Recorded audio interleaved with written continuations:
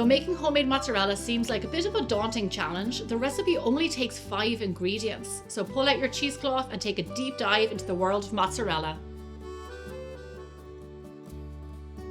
You need 1 gallon of raw or pasteurized whole milk. You will also need citric acid. Citric acid can be found in fruit and it helps to curdle your milk. You will also need animal rennet. I'm using liquid rennet. It is a key ingredient in cheese making. Okay, so let's get started. In a small bowl, combine the citric acid with a 1/4 cup of water. Give it a stir and set it aside. In another small bowl, combine the rennet with a 1/4 cup of water. Give that a stir and set it aside. Now, in a very large pot, combine your milk and your citric acid mixture and give it a stir for 30 seconds. Unfortunately, ultra pasteurized will not work for this recipe. Using ultra pasteurized milk will yield you very little curd, so it's just not effective for this recipe. Okay, so now turn on your heat to medium-low. Using a thermometer, stir your milk frequently until it reaches 90 degrees Fahrenheit or 32 degrees Celsius. This should take around 5 minutes. Definitely invest in a thermometer for this recipe. Now remove it from the heat and stir in the rennet mixture for around 30 seconds.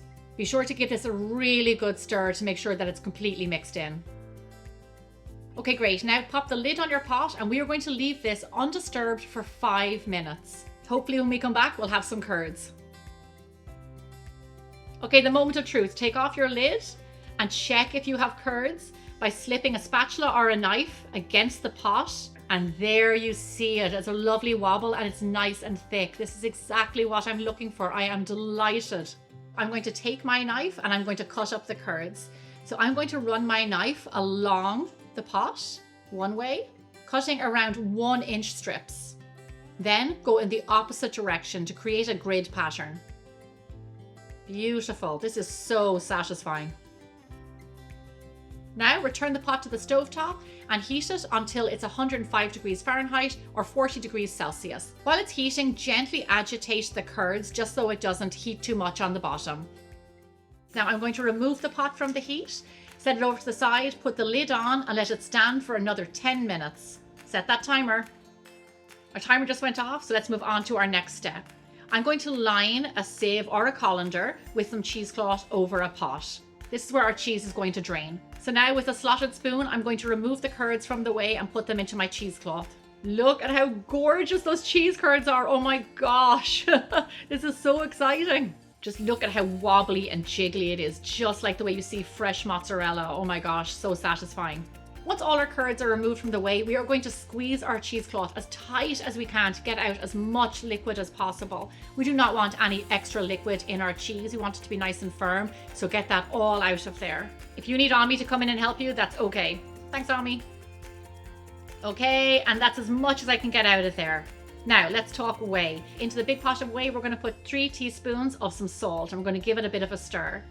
We're going to remove 4 cups out of this big pot and we're going to set it over to the side. This is for storing our mozzarella for later.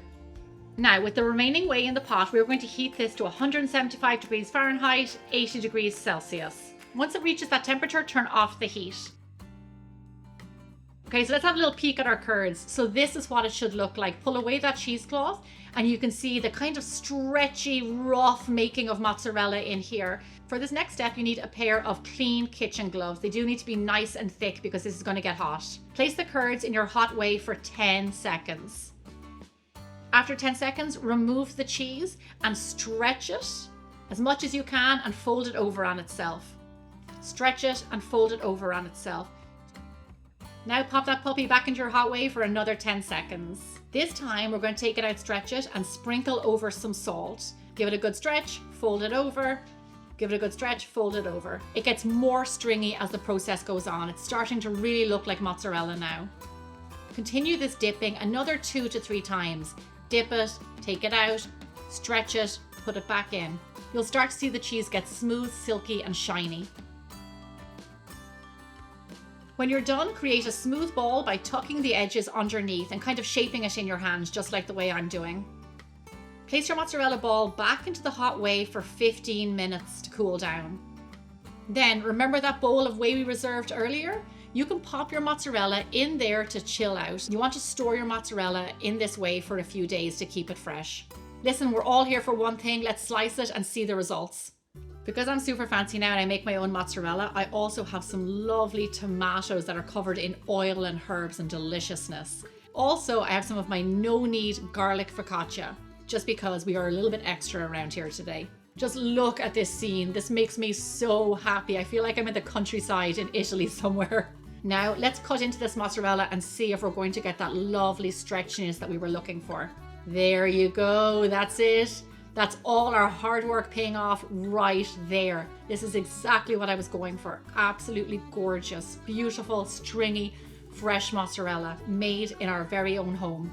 Homemade mozzarella is one of life's simple pleasures. After watching this step-by-step video, I hope you enjoy it and I hope that you go and make your own. Thank you so much for watching. Stick around because I've got lots more videos on how you can make your own homemade ingredients. I'll see you back here again really soon.